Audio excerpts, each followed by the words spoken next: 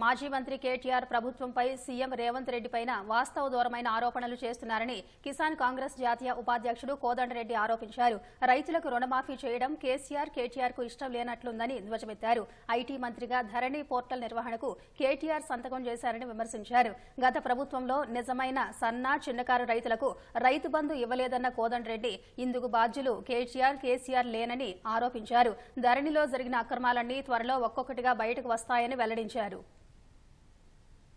కేటీఆర్ గారు నిరాధారమైన మాటలతో వాస్తవాలకు దూరంగా బాధ్యతారహితంగా మాట్లాడుతున్నాడు. మా ముఖ్యమంత్రి గారు రేవంత్ రెడ్డి గారు రైతులకు రుణమాఫీ చేయడానికి ఒక నిర్ణయం తీసుకుంటే సీఎం అంటే కటింగ్ మాస్టరా?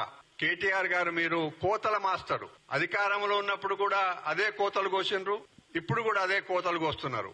18 లక్షల ఎకరాల భూమిని పార్ట్ బిలో పెట్టించారు. మీరు ఒక 3 లక్షల ఎకరాల భూమి ప్రొహిబిటెడ్ లో పెట్టిండ్రు. ధరణి అనే పోర్టల్ ద్వారా చేసిన నిర్వాకం తెలంగాణ రాష్ట్రంలో లక్షల కుటుంబాలు ఇప్పటి వరకు కూడా బజార్లో పడ్డాయి.